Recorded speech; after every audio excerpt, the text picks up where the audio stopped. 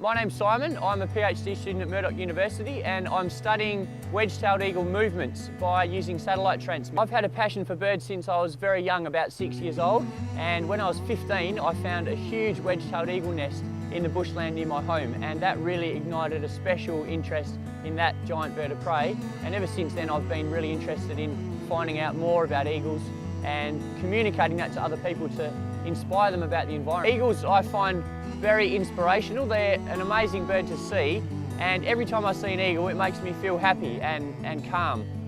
I don't know eagles individually, like individual birds. I don't know them, have a close enough relationship with them to know individuals, but certainly I feel this connection when I'm out looking at them that it's hard to describe, but it just makes me feel content.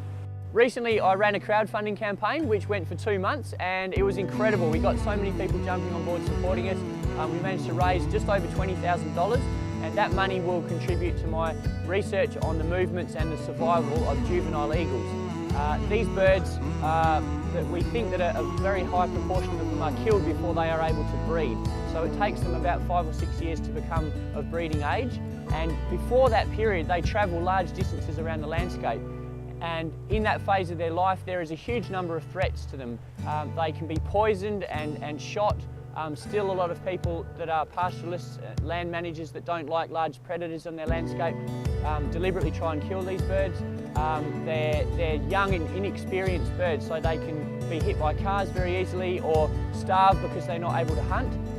They're also increasing threats in their airspace with aircraft and drones especially that are being used. And these type of things are attracting eagles because they like to fly and investigate other objects that are in their airspace.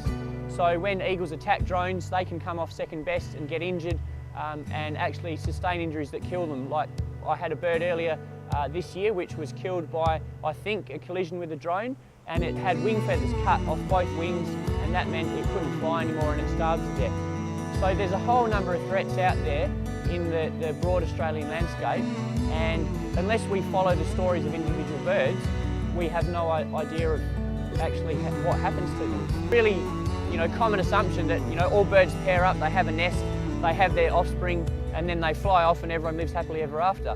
But when you actually start following the stories of individual birds, you realise some fly from the nest and die in a few months. Some might live for several months and move away from their mum and dad's nest, but then they encounter other threats that end their life. So it's very important that we know what happens to them.